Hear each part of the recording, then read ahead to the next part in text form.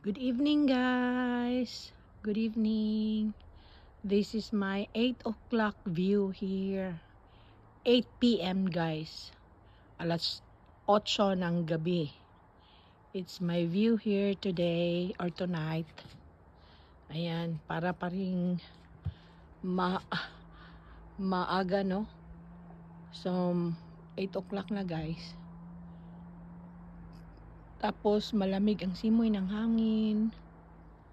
Yan, si Sun nagpapakita. Baka next week, tag-ulan na. Yun.